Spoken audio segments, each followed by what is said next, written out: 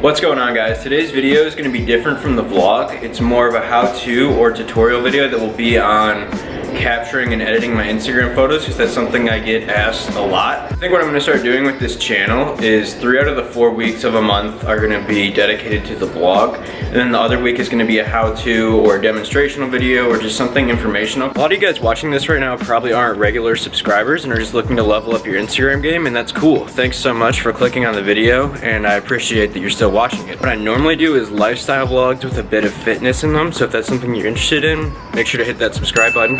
The first way the editing process actually starts is with taking the physical picture, and that's something that a lot of these videos aren't showing, because you have to take things into account like lighting, distance, all before you go in and edit things. So I'm gonna go ahead and bring you guys along with me. Let's go. Now, I'm by no means an expert in photography. I've never taken any classes or done extensive research on it. I just do what I think looks aesthetically pleasing and cool. So I don't have any specific terms for you guys, but I'm about to capture a shot.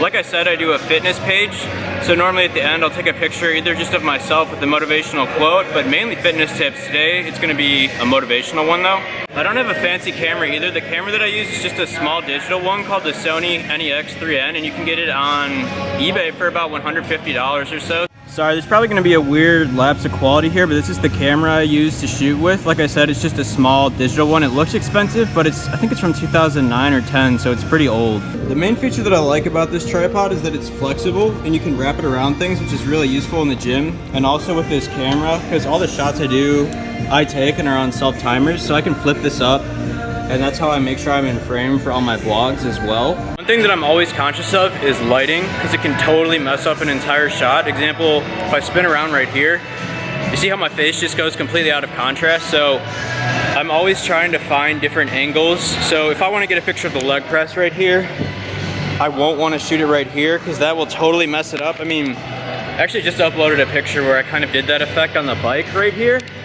I'll touch that right here. So if it's something you're going for where it's kind of a blurred out shot, maybe sure, that's great.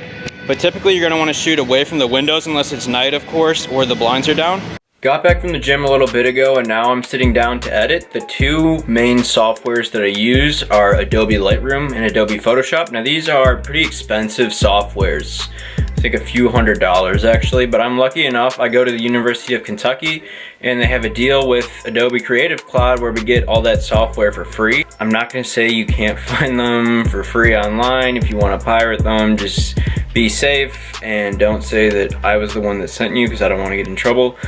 But getting into the actual editing, yeah, my desktop is a mess, especially whenever I'm setting up videos, because I have all these thumbnails everywhere. But anyways, getting back to the video, this is Adobe Lightroom. It's actually probably easier for me to just bring you guys into the screen to show you what I'm doing, so let's do that.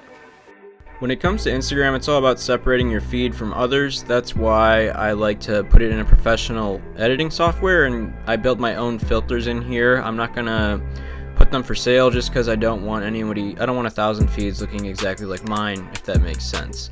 But you can build your own presets, and you can also download them online.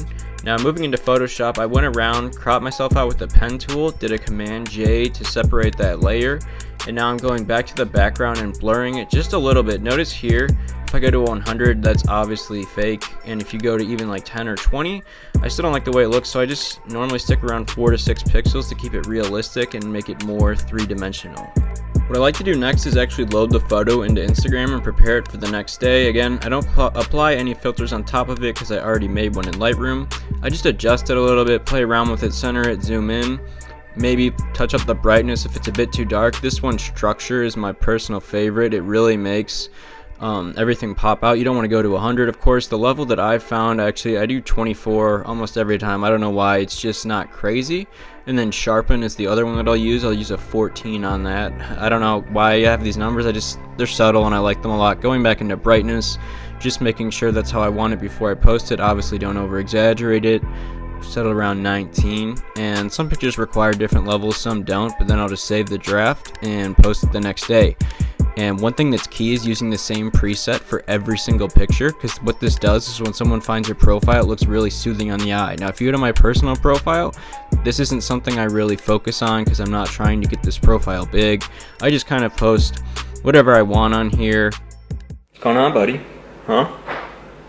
Okay guys, that's going to conclude this video. If you liked the tutorial, learned how to set up your Instagram feed, leave it a like and subscribe. Like I said, I'll be doing more of these in the future. Mainly vlogs, but I want to do these about once a month or so just because you guys responded fairly well to them. New videos every Sunday. Stay tuned guys.